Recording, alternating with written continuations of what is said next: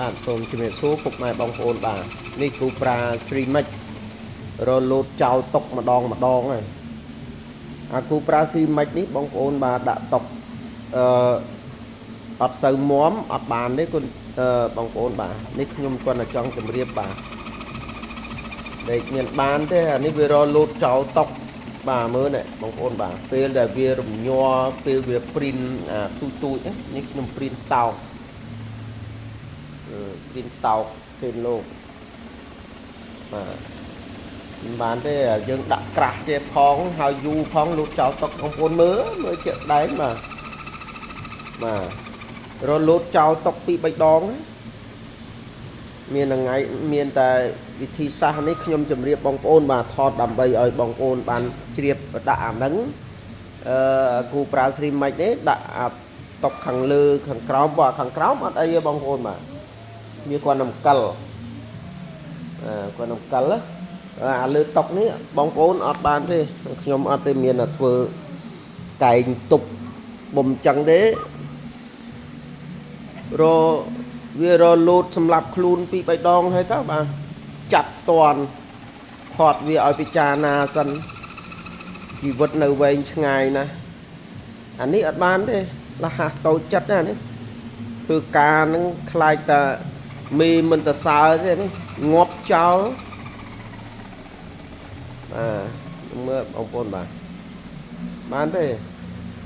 អានឹងលះហាស់តូចចិត្តធ្វើការងាប់ចោលលើបាទអញ្ចឹងជំរាបបងប្អូនត្រូវការកំងហើយឥឡូវនេះអាទូចបាទអា Lambo A1 តម្លៃឥឡូវខ្ញុំពងតែចរចាជាមួយនឹងក្រុមហ៊ុនបាទតម្លៃទាបជូនបងប្អូនសម្រាប់យកមកព្រីនកំសាន្តក៏ដោយព្រីនជាការងារក៏ដោយបងប្អូនបាទដាក់ទៅគាត់ថាឥឡូវអានេះតម្លៃនៅរៀងនេះដែរបងប្អូនបាទតិចទៀតតម្លៃធូរមែនទែនបាទខ្ញុំពងចរចាអញ្ចឹងវាអាចបានតម្លៃទាំងអ៊ីលីកូទាំងម៉ាកដែលខ្ញុំប្រើមកបាទខ្ញុំប្រើជាទូទៅមុននឹងខ្ញុំ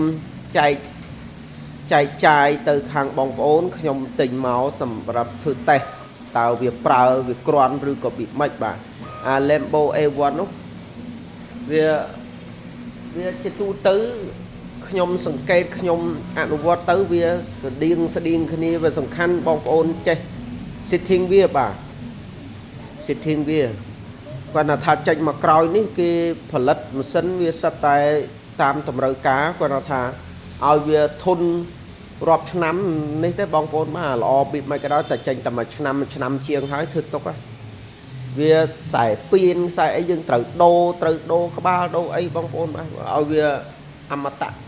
ឬក៏វាអីហ្នឹងវាដូចជាអត់ទេបងប្អូនទេខ្ញុំដូចជាសាកច្រើនមកហើយ10ម៉ាកហើយបាទខ្ញុំឆ្លងកាត់10ម៉ូត10ម៉ាក10ម៉ូតម៉ាស៊ីនហើយបាទអញ្ចឹងបាទនេះគាត់នេះបងប្អូនបាទនេះខ្ញុំព្រីនទាំងក្បាច់ទូចបងយើងដាក់ចឹង